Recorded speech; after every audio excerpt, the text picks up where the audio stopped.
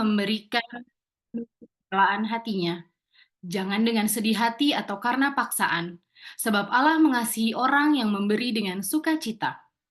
Dan Allah sanggup melimpahkan segala kasih karunia-Nya kepadamu, supaya kamu senantiasa berkecukupan di dalam segala sesuatu, dan malah berlebihan di pelbagai kebajikan. Seperti ada tertulis, Ia membagi-bagikan, Ia memberikan kepada orang miskin, kebenarannya tetap untuk selamanya. Ia yang menyediakan benih bagi penabur, roti untuk dimakan, Ia juga yang akan menyediakan benih bagi kamu, dan melipat gandakannya dan menumbuhkan buah-buah kebenaranmu. Kamu akan diperkaya dalam segala macam kemurahan hati, yang membangkitkan syukur kepada Allah oleh karena kami. Sebab pelayanan kasih yang berisi pemberian ini bukan hanya mencukupkan keperluan-keperluan orang kudus, tetapi juga melimpahkan ucapan syukur kepada Allah.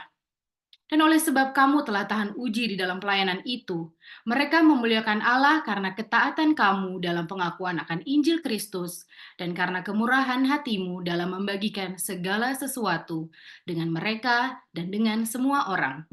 Sedangkan di dalam doa mereka, mereka juga merindukan kamu oleh karena kasih karunia Allah yang melimpah di atas kamu.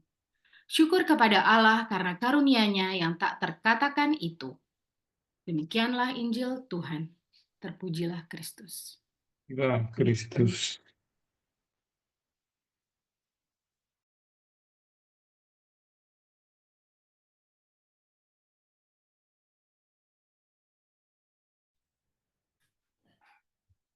Ibu, Bapak, dan saudara-saudari yang terkasih di dalam Tuhan, selamat malam, shalom, dan Tuhan memberkati kita semua. Pada kesempatan kali ini kita akan memasuki masa Prapaskah, dan pada masa Prapaskah yang baik ini kita ingin bersama-sama merenungkan sebuah tema yang mana kita diajak pada setiap masa Prapaskah itu untuk menggali semangat, terutama saat kita pantang puasa sebagai orang Katolik, sebagai gagasan dasar. Saya akan menyampaikan lebih dulu sebagai bahan permenungan kita untuk gagasan dasar berkaitan dengan apa yang ingin dihadirkan oleh kita semua, terutama gereja yang mana mengajak setiap orang Katolik, terutama kita semua, menyadari benar bahwa pada tahun ini, tahun jubileum, kita juga diundang untuk merenungkan tema bersekutu dalam doa, pertobatan, dan pengharapan. Dalam gagasan ini yang dimaksud bersekutu dalam doa berarti ya selama kurang lebih 5 kali pertemuan kita akan membangun persekutuan, komunitas. Kalau dalam hal ini tentu kita semua, komunitas umat Katolik di Qatar yang di sana berkumpul, bersekutu, terutama melalui Zoom ini yang akan kita lakukan selama kurang lebih 5 kali. Ini menjadi penanda bahwa kita ingin bersekutu di dalam doa. Lalu yang kedua, pertobatan.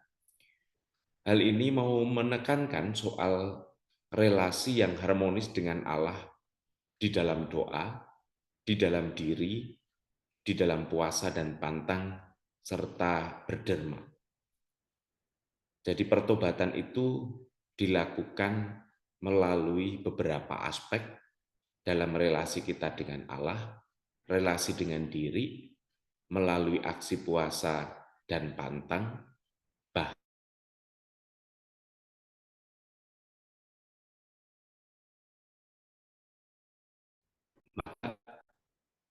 doa, pertobatan, dan pengharapan menjadi kunci bagi kita semua untuk merenungkan selama 5 kali pertemuan dan pengharapan. Kita tahu benar bahwa tahun jubileum ini sebagai Pilgrim of Hopes, kita diundang untuk menjadi peziarah pengharapan yang mana gereja mengajak kita semua untuk terlibat secara aktif dalam pemanfaatan dana-dana yang ada di gereja kita, terutama membantu mereka yang memang tidak berada dalam situasi yang penuh pengharapan.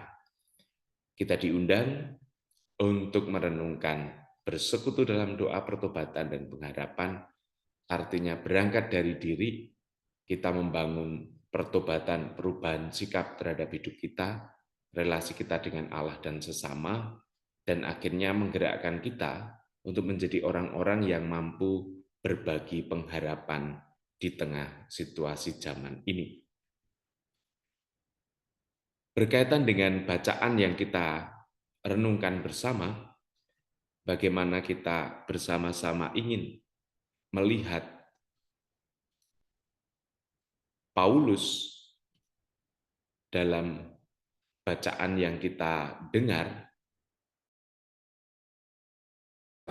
yang kedua, bab 9 ayat 6-15 itu ada dua hal yang bisa kita jadikan sebagai pokok permenungan kita untuk membangun semangat pertobatan, pengharapan, dan komunitas doa. Dikatakan tadi, ayat 10 sampai dengan 11 dinyatakan bahwa Ia yang dimaksud adalah Allah yang menyediakan benih bagi penabur dan roti untuk dimakan. Ia juga yang akan menyediakan benih bagi kamu dan melipat gandakannya dan menumbuhkan buah-buah kebenaranmu. Kamu akan diperkaya dalam segala macam kemurahan hati yang membangkitkan syukur kepada Allah oleh karena kami. Dan yang kedua, dan oleh sebab kamu telah tahan uji dalam pelayanan itu, mereka memuliakan Allah karena ketaatan kamu dalam pengakuan akan Injil Kristus dan karena kemurahan hatimu dalam membagikan segala sesuatu dengan mereka dan dengan semua orang.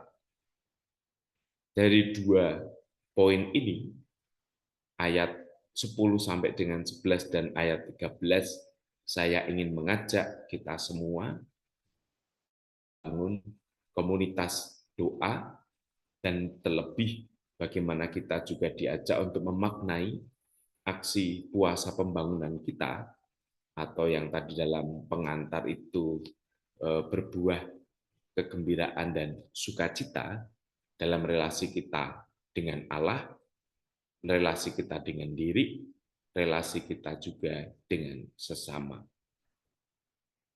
Makna dari kegiatan kita pada Prapaskah ini adalah melalui dan di dalam bacaan tadi, kita diingatkan bahwa Allah menyediakan benih bagi kita, sang penabur, dan roti untuk dimakan. Ia juga yang menyediakan benih bagi kita dan melipat gandakan dan menumbuhkan buah kebenaran sehingga kita diperkaya dalam segala kemurahan hati dan membangkitkan syukur kepada Allah. Menyediakan benih dan melipat gandakannya berarti kita diingatkan bahwa pada masa Prapaskah, dengan pertobatan, dengan doa dan pengharapan, kita diingatkan bahwa Tuhanlah yang menyediakan benih dan bersedia melipat gandakannya. Kita mengupayakan, kita bekerja keras, akhirnya kita harus sadar diri, tahu diri, bahwa memang Tuhan sang penyedia, Tuhan juga yang akan melipat gandakannya. Sehingga dengan demikian, tugas kita sebagai orang beriman adalah menanamnya, memeliharanya, merawatnya, memetik buahnya, dan menyerahkan kembali kepada Allah. Dalam bahasa yang sederhana dikatakan bahwa kita diajak untuk mengelola berkat Tuhan. orang Jawa mengatakan ngalap berkah itu berarti mengambil berkah itu, ngolah berkah itu berarti mengelola semua berkah itu, dan kemudian membagi berkah itu berarti kita juga diutus untuk berbagi di tengah kehidupan kita bersama. Dan kita sebagai orang Katolik dengan demikian mengenal yang disebut hukum tabur tuai. Maka tadi dikatakan juga oleh Paulus bahwa barang siapa yang menabur sedikit, dia akan menuai sedikit. Barang siapa yang menabur banyak, ia akan menuai banyak pula. Dengan demikian, kita diingatkan bahwa dalam hukum gereja Katolik, kita sebagai orang Katolik mengenal hukum yang disebut dengan tabur tuai. Hal yang pada ayat 13 dinyatakan bahwa oleh sebab kamu telah tahan uji dalam pelayanan itu, mereka memuliakan Allah karena ketaatan kamu dalam kemurahan hatimu dalam membagikan segala sesuatu dengan mereka dan dengan semua orang. Hal ini mau menandakan bahwa selama masa Prapaskah kita diajak untuk menjadi orang yang beriman yang tahan uji. Dengan demikian, kita diajak untuk belajar menjadi pribadi yang bisa dipercaya oleh Tuhan, tidak mudah luntur dan larut dalam godaan. Dan kita juga diajak untuk belajar taat dan murah hati, sehingga dengan demikian berkat Tuhan akan melimpah untuk kehidupan kita.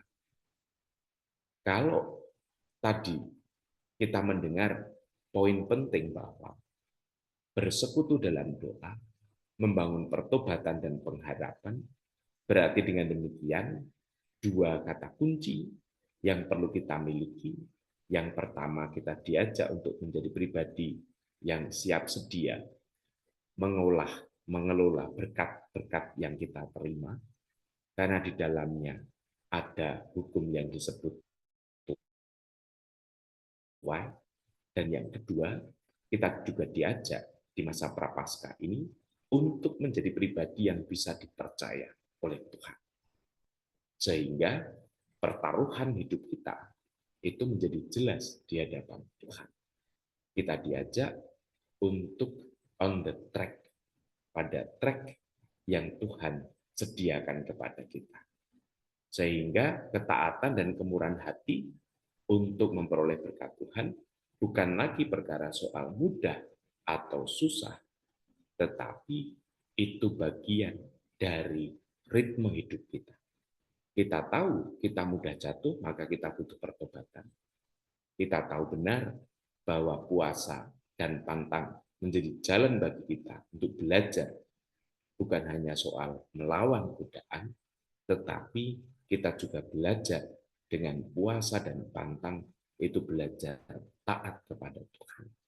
Dan di dalam doa serta derma, kita juga diajak untuk akhirnya menyadari benar segala sesuatu yang kita terima itu mutlak dari Tuhan. Dan sebagai penutup, saya akan berbagi cerita. Sekali peristiwa, ada seorang pemuda yang cukup berhasil di dalam trek hidupnya. Dia mampu menghasilkan banyak hal di dalam hidupnya. Salah satunya adalah berbagai macam bentuk investasi. Sebutlah nama pemuda ini adalah Mukidi. Lalu tiba-tiba malaikat maut itu muncul di hadapan Mukidi untuk mencabut nyawanya. Diketahui memang Mukidi ini dia di satu sisi seorang yang sukses, yang berhasil dengan berbagai macam hal yang dia miliki, tetapi di sisi lain dia adalah seorang yang kikir. Maka si Mukidi yang kikir ini berusaha dengan segala daya upaya agar malaikat maut itu tidak jadi menjalankan tugasnya. Maka berkatalah Mukidi yang kikir ini kepada malaikat itu. Dia berkata, malaikat, bantulah aku. Barang 3 hari saja, maka aku akan memberikanmu sepertiga dari hartaku. Kamu akan aku beri 3M. Lalu malaikat itu terdiam dan berkata, tidak, aku harus.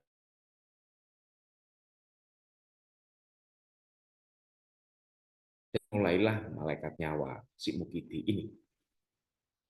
Kemudian si Mukidi yang kikir ini memohon lagi. Malaikat, jika engkau memperbolehkan aku tinggal 2 hari saja, aku akan memberi engkau 10 miliar dari apa yang aku miliki. Tapi sayangnya, malaikat maut itu pantang menyerah dan tidak mau mendengarkan si Mukidi yang kikir ini. Bahkan ia menolak, malaikat ini menolak untuk memberi tambahan 1 hari saja ketika ia diberi tambahan.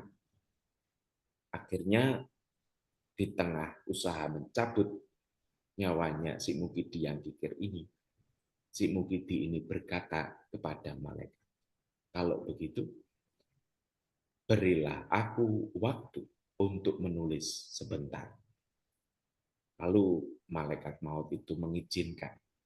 Dan kemudian si Mukidi yang kikir ini menulis sesuatu dengan darahnya di kertas yang putih. Dan dia menuliskan begini, wahai manusia, manfaatkanlah hidupmu. Aku tidak dapat membelinya dengan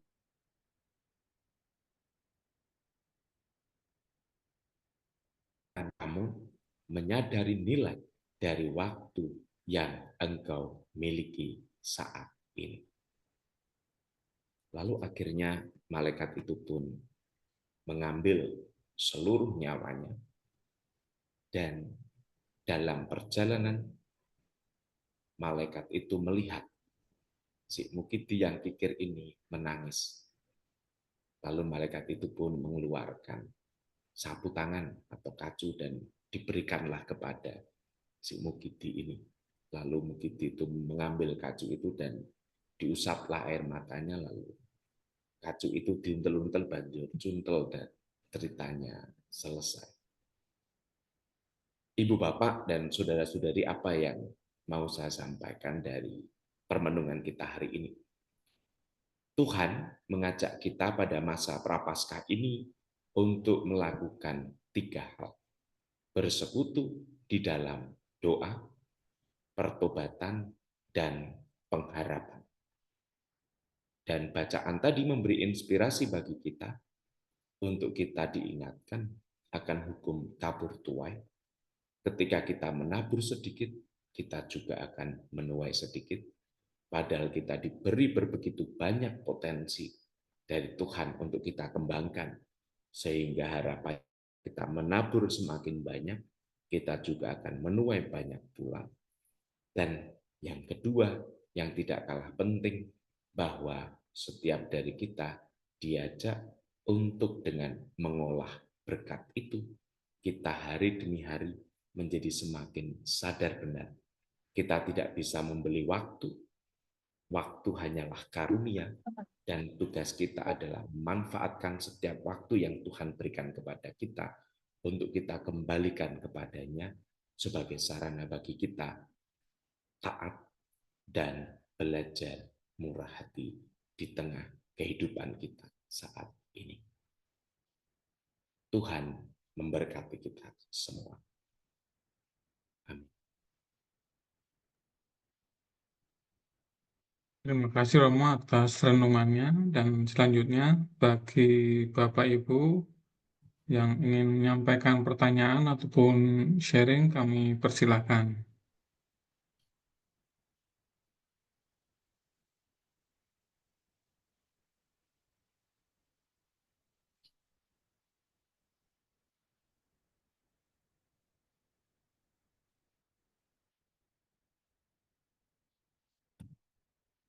dipersilahkan. Monggo. Prasmanan aja ya.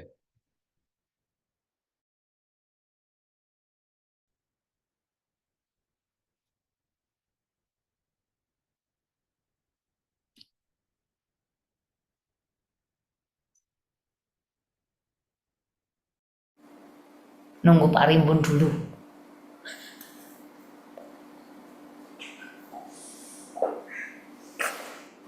Pas dulu.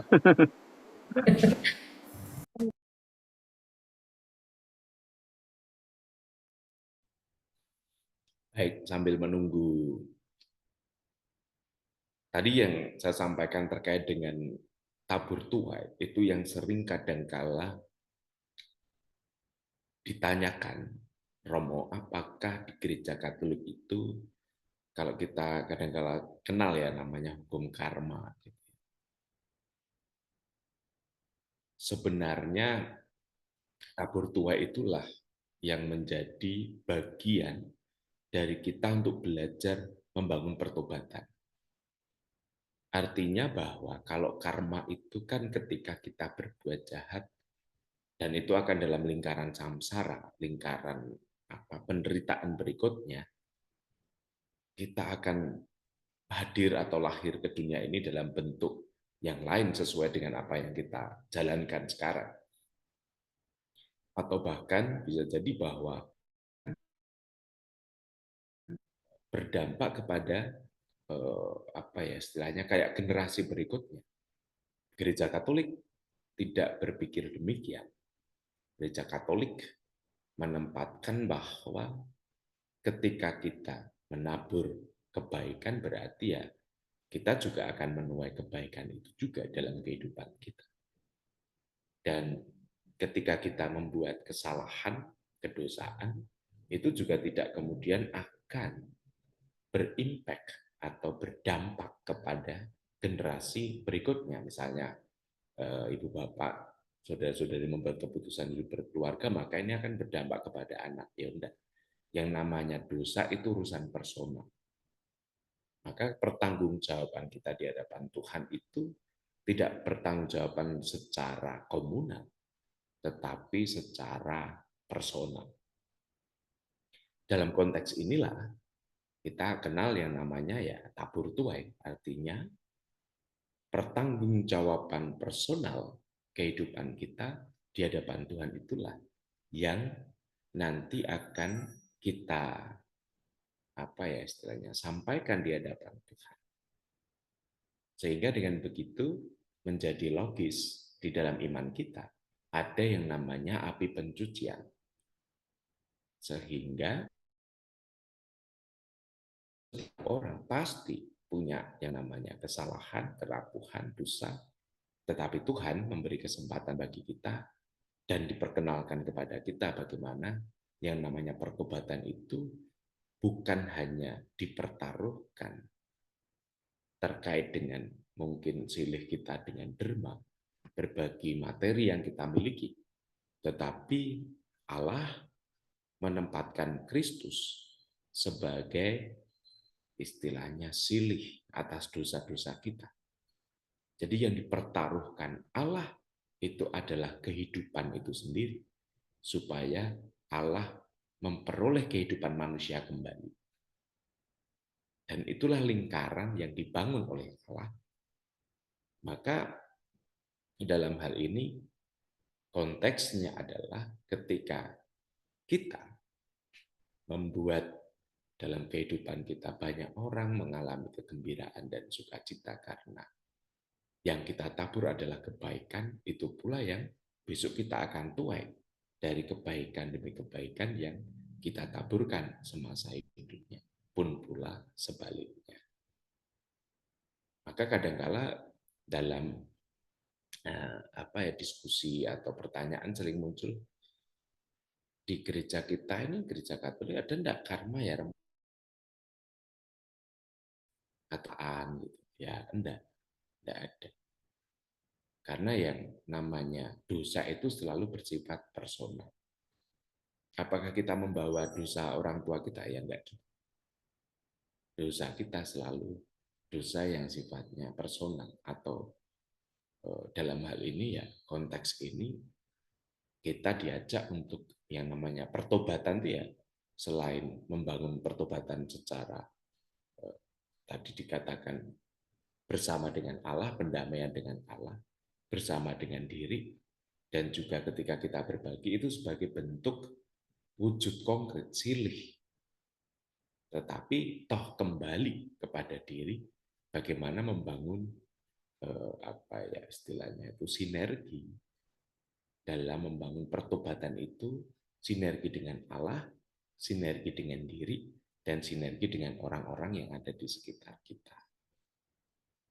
Sehingga kita nggak perlu risau ketika kita berbuat salah, kita sudah meminta maaf, orang itu tidak bisa memaafkan kita, tetapi kita berupaya untuk selalu menawarkan kebaikan. Nah, kita tidak perlu risau apakah dengan begitu kita tidak dimaafkan. Apakah dengan begitu kesalahan tidak terselesaikan? Ya, tidak begitu juga. Pasti dalam perjalanan ketika kita selalu mengupayakan pertobatan itu, maka buahnya adalah pengampunan itu terjadi di dalam kehidupan kita. Demikian informasi tambahan.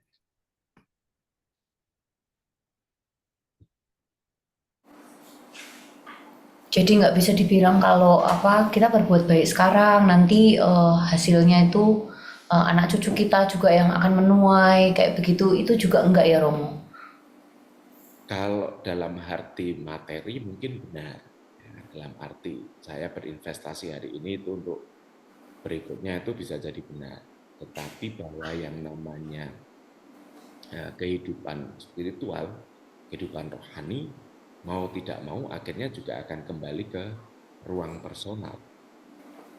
Maka keteladanan orang tua dalam ini misalnya korelasinya dengan tadi, budaya doa yang ditumbuhkan di tengah keluarga, ya juga akan berbalik kepada orang tua itu ketika orang tua itu akan kembali kepada Tuhan.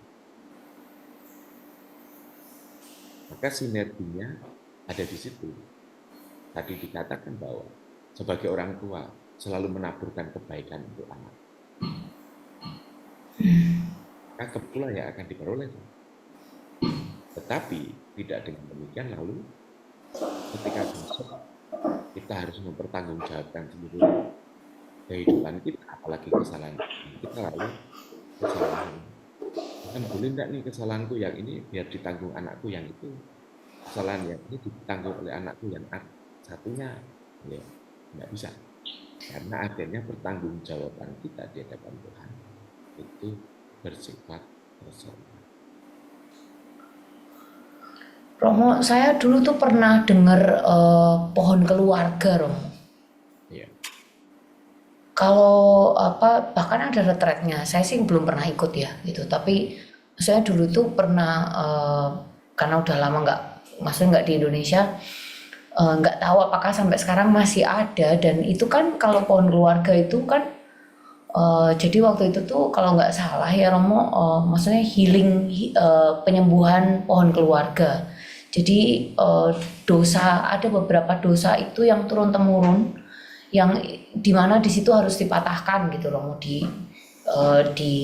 dan bagaimana cara mematahkannya kayak gitu, itu diajarin di situ gitu. Itu berarti nggak bisa dibilang benar atau gimana Romo? Ya sebenarnya kan itu hanya supaya satu, kita menjadi semakin sadar bahwa kita punya kelemahan, kita punya kedosaan di ruang itu. Yang notabene kalau kita runut bisa jadi itu juga dimiliki oleh saudara-saudara kita atau keluarga kita yang ada di situ.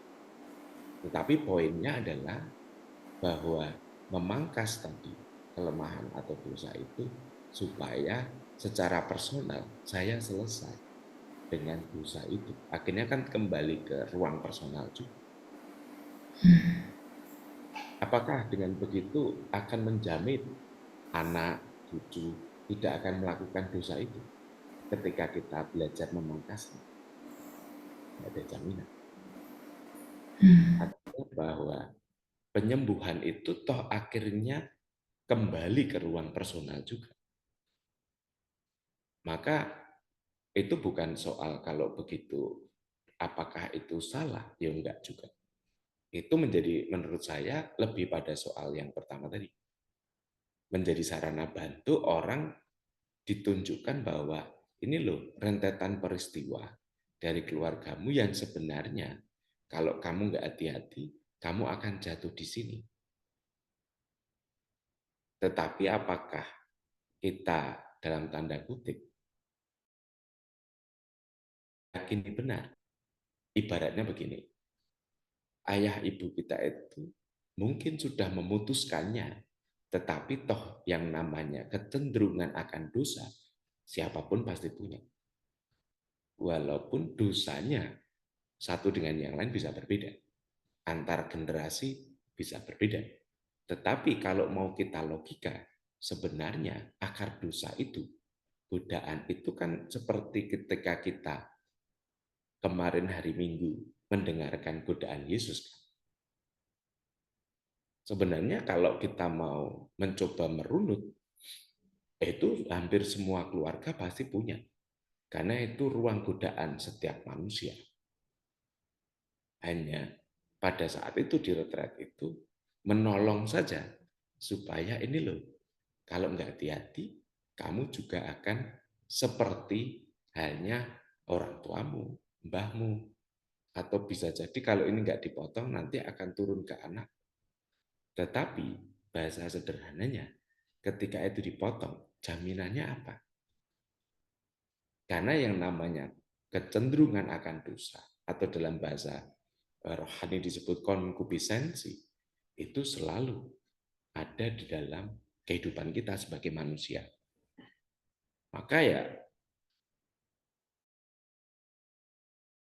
untuk membangun pertobatan dengan cara tadi misalnya lihat pohon keluarga, itu kan supaya track record kehidupan kita ada sebuah kelemahan ini yang perlu kita sikapi nih. Gitu.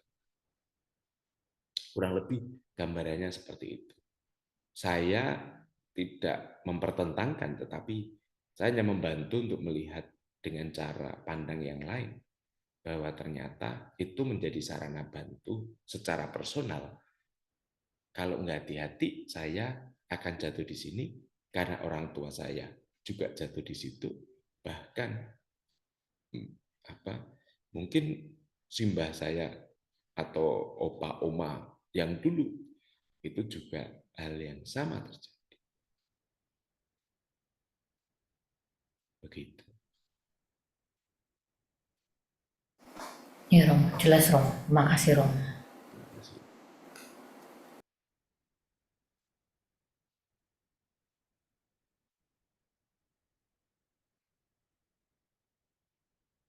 Kalau retret tulang rusuk itu ya, sebenarnya kelihatannya masih ada sih, cuman tidak lagi bersama Romo siapa ya, Romo Halim ya. Karena beliau kan Yusuf, ya Romo Yusuf Halim biasanya. udah Kan sudah almarhum tuh Romo. Ya.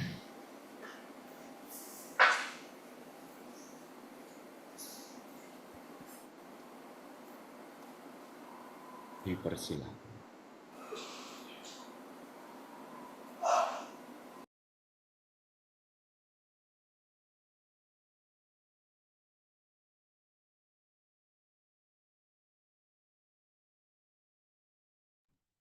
Ini Silakan saya Bapak Ibu. sambil minum ya, enggak apa-apa ya, Tidak apa-apa, Romo.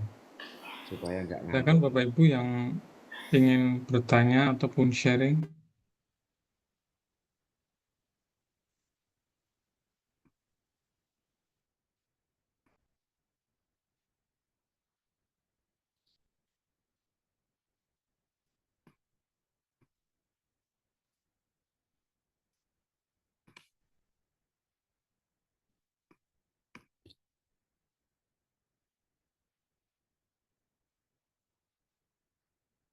Ini mupeng atau mudeng tadi saya sampaikan. belas atau belas itu. Kan kalau berarti kalau dalam konteks bacaan tadi ya Romo, Ya. mencoba merunut bacaan tadi, berarti memberi itu adalah sebagai silih pertobatan kita. Benar ya Romo? Salah satu. Salah satu silih pertobatan kita. Betul, betul. Karena silih itu bisa beberapa hal ya. Silih itu yang pertama ketika kita mengakui dan menyadari benar kita berdosa, lalu kita misalnya dalam batin kita lalu berdoa apa yang menjadi kedosaan kita. Sama seperti ketika kita masuk ruang pengakuan dosa, kita mengungkapkan dosanya, lalu beri absolusi, dan kita diberi penitensi untuk doa. Itu sebagai silih juga atas dosa-dosa kita menurut ketentuan secara kerohanian dalam hal ini. Lalu hal yang kedua kan derma ya. Dan itu puasa. Jadi 3 aspek ini sebenarnya menjadi satu kesatuan yang tidak bisa dilepaskan ketika kita bicara tentang tadi silih. Maka silih itu ada 3 hal itu yang perlu kita kerjakan. Puasa itu juga bisa menjadi silih atas dosa-dosa kita. Lalu derma juga bisa menjadi bentuk nyata silih. Ketiga, doa tadi yang dalam konteks pengakuan dosa itu juga sebagai bentuk silih. Maka tadi saya menyampaikan memberi atau berderma itu ya salah satu dari silih itu. Gitu. Nah, terus gimana? Jadi kalau misalkan ngerasa salah gitu, terus kan kadang ini kan kalau masa prapaskah itu kan pasti kan ada ini ya Romo apa pengakuan dosa kayak gitu, jadwal pengakuan dosa. Ya udah kalau itu salah satu silih berarti harus 3-tiganya atau misalkan salah 2 aja boleh, salah 1 boleh kayak gitu Romo. Maka sebenarnya kalau dalam konteks prapaskah 3 hal itu dilakukan. Artinya dalam 40 hari ini, selama 40 hari ini tentunya di masa prapaskah ini. Artinya bahwa ketika kita memohon kesalahan kita, bukan hanya terbatas ketika kita mengaku dosa. Bisa jadi ketika kita mengaku dosa, setelah itu mungkin kita jatuh lagi pada dosa. Nah, untuk menghayati artinya pertobatan itu kan berarti saya satu menyadari kesalahan di hadapan Tuhan, yang kedua Tuhan itu maha baik walaupun salah tetap diampuni, disayangi, dicintai, dan yang ketiga lalu bentuk konkret kalau saya sudah diampuni itu apa? Ya, Tuhan pasti mendorong kita, kamu juga perlu berbuat sesuatu untuk ungkapan syukur bahwa kamu diampuni. Gitu. Maka sebenarnya masa prapaskah itu masa yang istimewa ya bagi kita untuk merenungkan, memaknai, memahami dan melihat kembali track record kehidupan kita, terlebih ketika kita misalnya salah satunya mengikuti jalan salib besok hari Jumat. Jalan salib itu kan sebenarnya bukan hanya soal bagaimana kita ambil bagian dalam penderitaan Kristus, tetapi tadi belajar ketaatan. Karena godaan Yesus itu kan saat di Taman Getsemani, kalau bisa cawan ini berlalu daripadaku. Tapi dijawab Tuhan, bukan kehendakku, tapi kehendak-Mu lah, ketaatan. Dan juga belajar tentang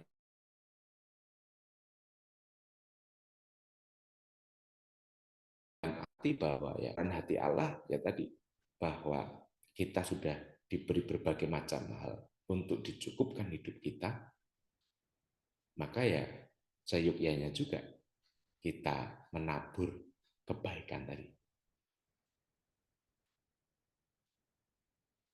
Demikian. Intinya ya mau nggak mau tiga-tiganya harus dikerjakan. Gitu. Kirain Romo bisa salah satu, salah dua. Ngenyang, menawar-nawar. Jadi jalan salib itu suatu bentuk ketaatan juga ya, Mo? Betul. Panas ya, Mo, kalau jalan salib itu. Tuhan, kiranya cawan ini berlalu dari hadapanku, gitu. Doanya.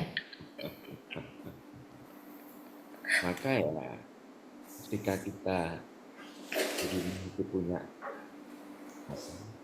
salib yang ada di rumah, ya ketika kita memandang salib itu, include di dalamnya ada unsur ketaatan kita.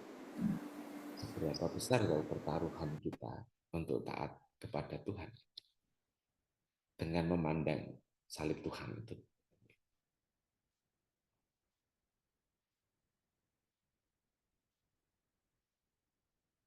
Begitu.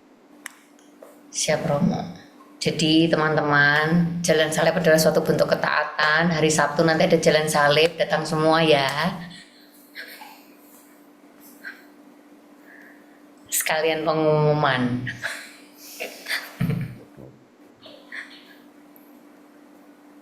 Di sana nggak hari Jumat tak ya?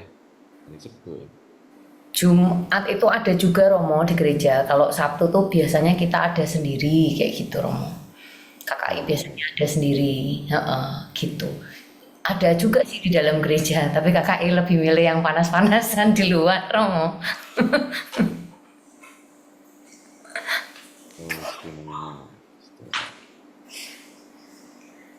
Ada setiap Jumat sama setiap Sabtu ada jalan salib, Romo.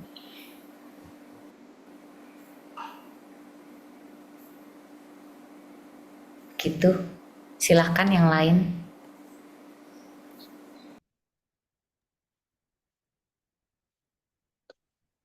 Tanya Romo, Iya, monggo.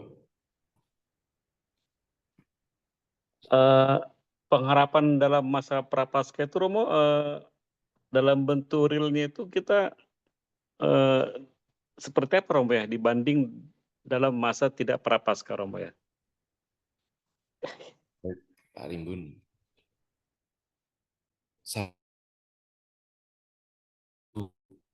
Kalau tadi memberi pengharapan itu adalah bisa jadi ketika misalnya aksi konkretnya itu adalah ketika kita mau menyapa mereka yang dalam tanda kutip selama ini murung hidupnya.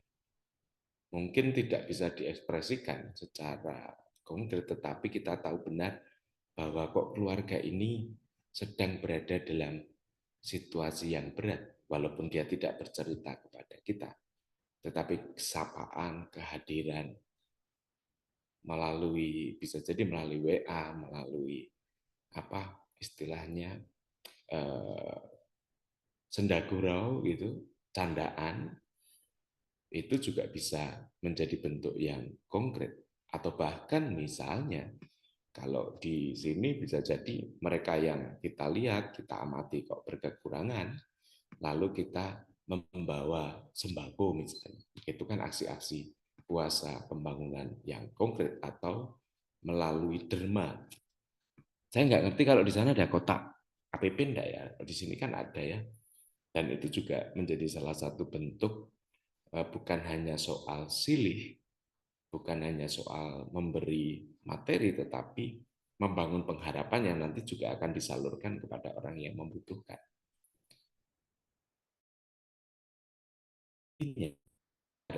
Itu dua cara. Yang pertama direct, langsung.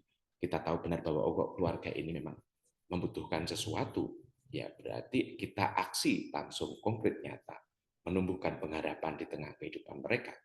Tapi juga ada yang indirect, yang tidak langsung, bisa jadi melalui kotak aksi puasa pembangunan atau melalui derma. di tempat di mana kita berada. Jadi dua hal itu bisa menjadi contoh konkret ketika kita yang mungkin selama ini kalau nggak Prapaskah itu kita ya itu urusanmu, bukan urusan saya. Tapi bisa jadi bahwa di masa Prapaskah menjadi masa yang baik, tadi dikatakan belajar untuk menabur. Karena kita tahu kita juga tidak ada jaminan bahwa kita tidak akan punya ruang susah dalam hidup kita. Begitu, Pak Rimbun. Semoga menjawab. Iya, makasih Romo. Romo nanya lagi Romo, Yuk. apakah kita ini misalnya terlalu mengharapkan sesuatu dalam arti gini Romo, ada sesuatu misalnya kayak saya atau mungkin orang lain gitu ya, mengharapkan sesuatu yang selama ini kita belum capai. Maaf kata misalnya saya mengharapkan anak saya lulus mau kuliah di sini gitu. Tapi mungkin saya tidak hanya berdoa saja gitu ya misalnya. Tapi dalam arti saya cobalah supaya pengganti saya coba membantu orang miskin gitu Romo ya. Jadi artinya kan saya pamrih Romo ya. Saya mengharapkan Tuhan mengabulkan doa saya melalui saya itu membantu orang miskin, memberikan sesuatu gitu, membantulah gitu. Tapi akhirnya saya merasa pamrih Romo ya, memberi sesuatu, tapi saya mengharapkan doa saya itu terkabul gitu. Kira-kira begitu, gimana Romo ya tanggapan dari sisi Romo? Baik Pak Makasih. Rimbun. Memang yang namanya konteks pengharapan itu konteksnya adalah paling gampang ketika kita melihat ekstrimnya adalah orang yang sedang berputus asa atau dalam bahasa sederhana berduka cita misalnya. Baru kita kehadiran kita menghibur dan sebagainya. Itu bisa jadi menjadi salah satu jawaban. Tapi kalau dalam konteks Pak Rimbun, anak ingin lulus, kemudian kita berbagi dengan harapan dia lulus. Tapi kalau dia ogah-ogahan belajar ya pasti nggak lulus juga, walaupun kita beri banyak kepada orang miskin kan gitu. Toh dua hal itu harus dijalankan bersamaan maksud saya. Yang namanya kerja keras atau istilah usaha tetap dijalankan, dan yang kedua tetap juga mengupayakan yang namanya tadi menumbuhkan minat, menumbuhkan semangat untuk bahwa apa yang saya tabur suatu saat saya akan menuainya. Memang ini tidak bisa tiba-tiba dikonfrontir dengan soal keikhlasan, dengan soal ketulusan. Aku memberi kok punya mengharap sesuatu gitu. Sehingga konteks pengharapan adalah kehadiran saya menumbuhkan semangat orang, dan itu dibedakan dengan konteks ketika saya memberi sesuatu dengan harapan anak saya ini lulus dan sebagainya. Kan konteksnya bahwa kehadiran saya untuk memberi pengharapan orang lain, bukan untuk mendapatkan dari apa yang misalnya tadi. Nah, bisa jadi contoh sederhananya misalnya anak bapak ini akan lulus ketika mendapatkan effort, Mas, kamu besok kalau lulus tak kasih mobil sport. Nah, bukan effort, menumbuhkan harapan, menumbuhkan semangat terhadap yang bersangkutan. Karena kan katanya kalau pengharapan kan berkaitan dengan langsung personal, bukan hanya soal bahwa saya memberi ini supaya anak saya begini atau orang lain begitu. Lalu seolah-olah saya menjadi jembatan. Bukan, tetapi bahwa apa yang dikehendaki terhadap orang itu saya melakukannya. Gitu. Begitu Pak Tim. Ya, makasih Romo, sangat menjelaskan Romo, makasih. Sama-sama Pak Imun. Semangati aja anaknya Pak. Nanti dioleh-olehi atau diberi semangat apa? Liburan ke mana? Ke Mesir atau liburan ke Israel. Iya Itu Romo ya. kan Lalu pengharapannya bagi anak itu muncul di situ supaya dia juga yang bersangkutan menumbuhkan semangat untuk ya aku harus selesai. Demikian Pak Rimbu. Semoga anaknya mendengar ya Pak ya, kalau tersemangatilah apa yang saya sampaikan. Oh, tapi kan dia nggak tahu Romo, kan ini cuma hanya bentuk dari keimanan kita Romo tentang memberi gitu. Tapi sama seperti misalnya saya rajin gereja, saya melayani di gereja, tapi saya berharap hidup saya akan sempurna atau hidup saya tidak akan kekurangan. Jadi sebagai manusia kan seperti itu, kadang Romo ada ya pemikiran gitu Ya, supaya saya makin diberkatin. Jadi kayak ini ya, kayak apa ya, pengharapan tetapi dengan melakukan sesuatu juga apa yang diajarkan oleh Tuhan gitu Romo. Maka hukum Tuhan itu kan jelas. Kalau kamu mau mendapatkan sesuatu dari apa yang kamu inginkan, lakukan itu terhadap orang kan gitu. Tuhan aja bilang begitu. Kalau kamu ingin orang itu melakukan ini terhadap saya, lakukan itu lebih dulu kepada orang itu kan gitu. Itu bukan soal apa ya konteksnya.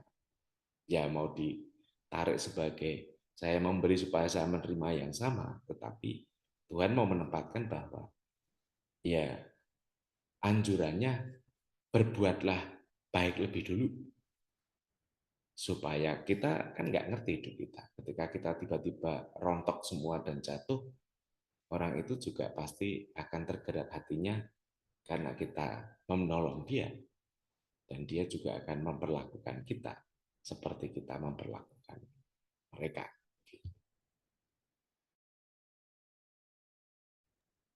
Siap, makasih Romo Begitu. ya. Sama-sama.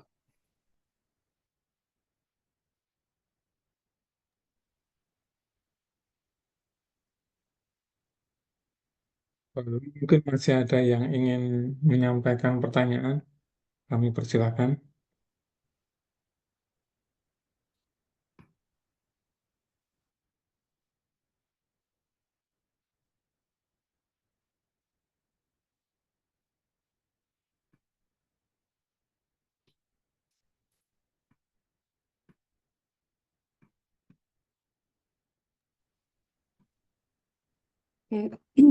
Oke, selamat malam Romo. Oke, kalau Bapak Ibu belum ada yang bertanya, saya mau bertanya Romo. Ya. Itu masalah derma Romo atau memberi gitu. Di dalam memberi itu kan sebenarnya kita tidak mengharapkan pamrih gitu misalnya. Tapi misalnya kita misalnya, loh kok orang itu misalnya ini Romo, kok sudah dikasih misalnya, terus tidak ada ucapan terima kasih itu apa misalnya kita itu bertanya-tanya kok, oh kok nggak terima kasih, misalnya, itu termasuk pamrih tidak Romo atau bagaimana? Iya, pamrih itu atau istilahnya kita mengharap dari apa yang kita beri, rasa-rasanya kalau misalnya itu lebih pada soal lisan, itu kan bisa jadi dibaca dua hal. Satu, kaitannya dengan keinginan kita supaya orang itu memberi balasan yang sifatnya adalah materi, misalnya hal yang sama. Kalau lebih itu berarti sebenarnya pamrihnya. Artinya bahwa pamrih itu atau apa ya istilahnya, balasan kembali yang diharapkan itu adalah ketika misalnya kita memberi 10.000 ya harapannya kamu bisa kembali lagi pamrihnya kepada itu 10.000 juga kembali kepada saya. Itu lebih pada soal apa mendapatkan seperti yang saya berikan.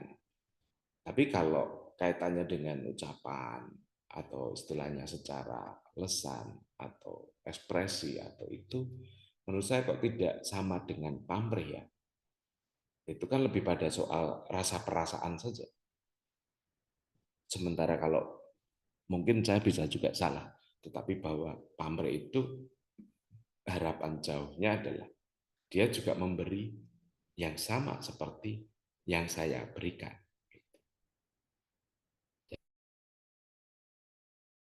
Apa kaitannya dengan barang gitu ya, atau sebuah pengharapan atau mengharapkan apa yang saya berikan itu sama dengan apa yang besok saya akan dapatkan. Tapi kalau soal ujungnya terima kasih, kok dia nggak tahu dan dia selama ini tidak mengungkapkan, saya rasa di batin kita juga mungkin itu menjadi pertanyaan. Tapi menurut saya kok tidak terlalu condong pada soal pamrih atau ingin mendapatkan sama seperti ketika saya memberi atau melepaskan hal itu. Itu. Oke, Romo. Terima kasih, Romo. Sama-sama. Ya, Kayak memang. yang lagi viral sekarang ya, Romo ya. Apa itu? Mami Nunung.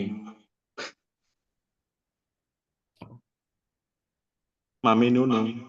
Sri Mulat. Oh. Kasihan juga, Romo. Ya, kalau mungkin ya bisa benar juga ya, artinya bahwa dia dalam tanda kutip yang namanya dunia entertain atau hiburan itu kan bisa jadi hiburan yang menyedihkan, menghibur tuh kadang-kadang.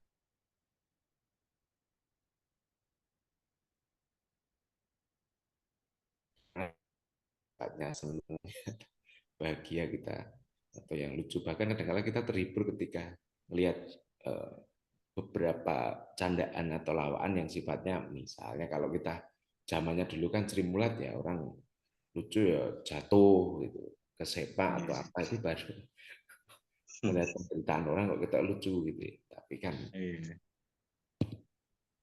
kayak gitulah. Iya memang kayak viral ya, bener ya. Kayak tadi. Contoh nyata itu, Romo. Nah, memberi ya. Terima kasih pun tidak ada kan. Betul.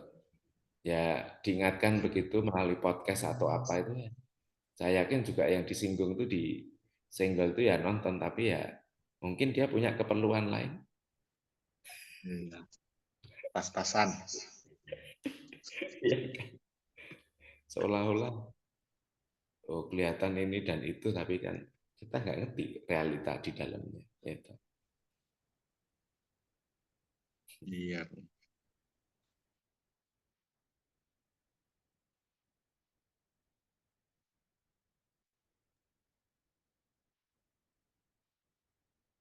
Mungkin masih ada yang ingin bertanya.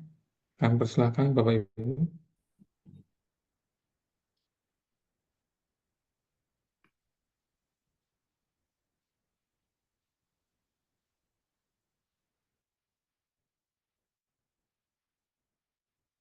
Baiklah, kalau sudah tidak ada lagi, maka kita lanjutkan ibadat pada malam hari ini. Saudara-saudari terkasih, dalam masa Prapaskah ini, kita diajak untuk semakin mendekatkan diri kepada Tuhan melalui pertobatan, doa, dan kasih kepada sesama. Marilah kita dengan rendah hati memohon rahmat-Nya agar diberikan hati yang tulus dalam bertobat, semangat untuk berbagi, serta kepedulian terhadap mereka yang lemah dan tersingkir. Dengan penuh iman, marilah kita panjatkan doa-doa kita kepada Allah yang Maha Kasih. Allah yang Maha Kasih, kami datang ke hadirat-Mu dengan hati yang penuh penyesalan. Ampunilah dosa dan kelemahan kami, agar kami semakin dekat dengan-Mu. Bimbinglah kami dalam masa Prapaskah ini untuk bertobat dengan tulus, memperbaiki diri, dan semakin setia dalam iman. Semoga setiap langkah kami semakin mencerminkan kasih-Mu. Kami mohon, kabulkanlah doa kami, ya Tuhan. Ya Tuhan, Engkau mengajarkan kami untuk mengasihi sesama. Bantulah kami agar dalam masa tobat ini, kami tidak hanya berpantang dan berpuasa, tetapi juga memiliki hati yang murah hati. Mampukan kami untuk berbagi dengan mereka yang membutuhkan, sehingga kasih dan keadilan-Mu nyata dalam hidup kami. Kami mohon, kabulkanlah doa kami ya Tuhan. Bapa yang Maha Pengasih, kami berdoa bagi saudara-saudari kami yang miskin, lapar, dan tersingkir. Semoga Engkau menguatkan mereka dalam kesulitan dan memberikan harapan dalam hidup mereka. Bukalah hati kami agar selalu peduli dan mau berbagi dengan mereka, sehingga mereka merasakan kasih dan penyertaan-Mu melalui tangan kami.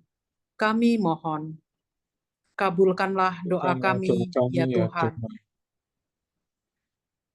Ya Tuhan yang Maha Kasih, kami bersyukur atas penyertaan-Mu bagi komunitas Katolik Indonesia di Qatar. Berkatilah komunitas ini agar tetap bersatu dalam iman, kasih, dan pelayanan. Lindungilah kami dalam pekerjaan dan kehidupan di perantauan, serta bimbinglah kami agar selalu mengandalkan Engkau. Kami juga berdoa bagi tanah air kami, Indonesia. Semoga damai dan sejahtera selalu menyertainya. Kami mohon, kabulkanlah doa kami ya Tuhan. Marilah kita menyampaikan doa permohonan kita masing-masing dalam hati.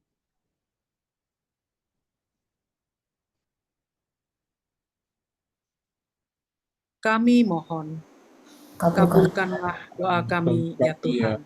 Ya Bapa, kami juga mau bawa doa untuk ibu dari teman kami, saudari kami Brigita, yang saat ini sedang sakit.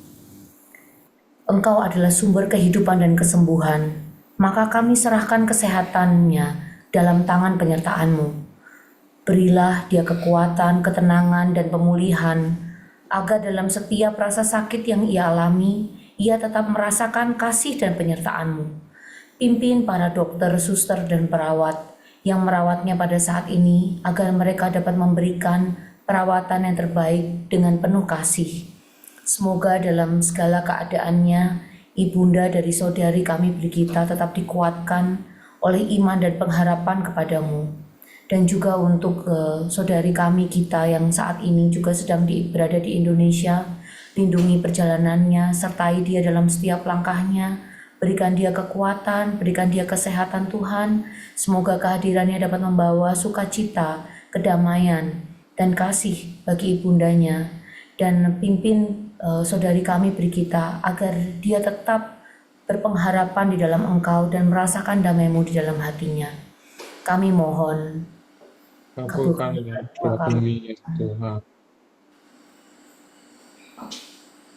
Allah Bapa yang makasih, terimalah doa-doa permohonan yang kami panjatkan kepadamu dengan penuh iman. Semoga kami selalu siap diutus untuk menjadi saksi-saksi cinta-Mu, berani memberikan diri kami sebagai kurban pujian, bagi kemuliaan nama-Mu dan kesejahteraan sesama kami. Doa yang jauh dari sempurna ini kami mau satukan dengan doa yang telah diajarkan Tuhan kami Yesus Kristus. Bapa kami yang ada di surga,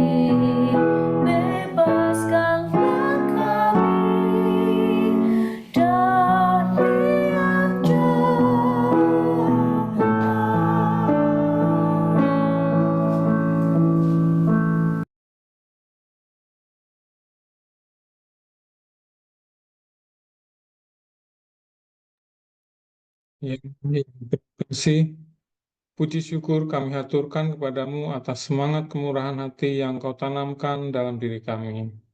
Semoga melalui perbuatan-perbuatan kami yang sederhana, banyak orang merasakan kebaikan dan kemurahan-Mu.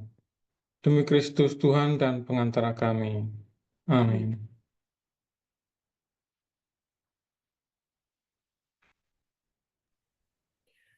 Marilah Ibu, Bapak, dan Saudara-saudari, pada hari ini kita serahkan seluruh doa-doa kita, pengharapan kita, niat-niat kita untuk membangun pertobatan di masa Prapaskah ini dengan kita hadir di hadapan Tuhan dan kita memohon rahmat dan berkat-Nya.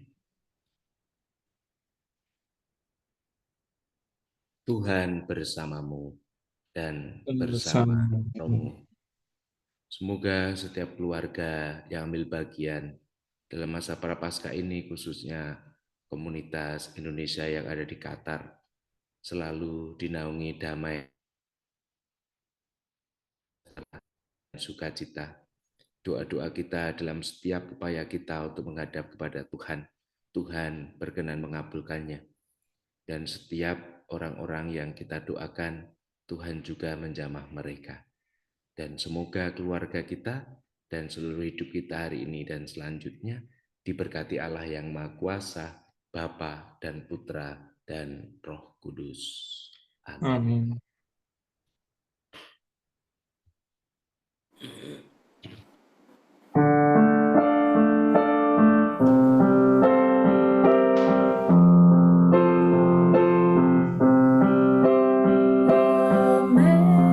Amazing grace, how sweet the sound that saved a wretch like me. I once was lost, but now I'm found. Was blind, but now I see. 'Twas grace that taught my heart to fear, and grace my fears relieved. How precious did that grace appear the hour I first believed.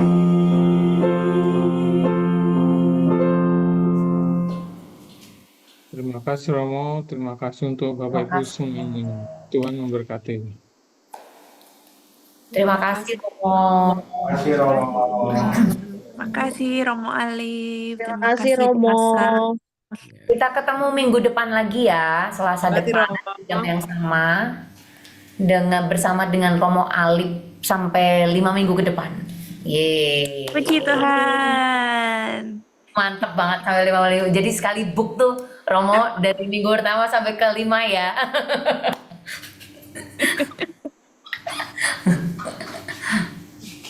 Terus jangan lupa kita ada Jalan Salib di hari Sabtu ya Mbak Bea.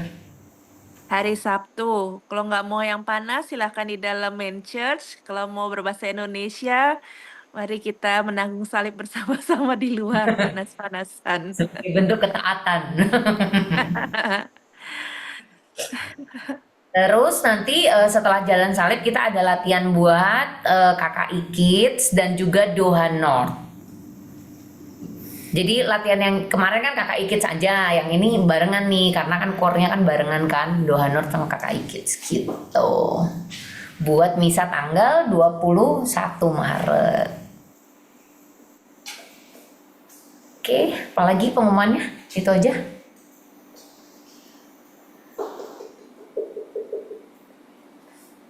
Udah ya, pengumumannya itu aja kan ya? Ada lagi?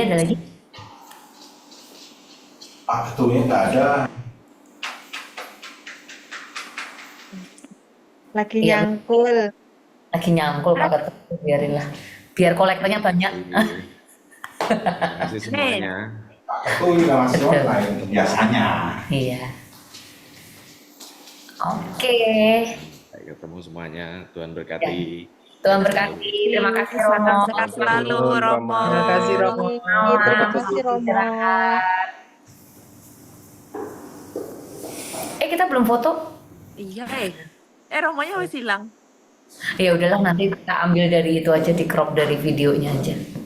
Tes lagi. Oke. Di recordingnya di stop dulu. Tolong.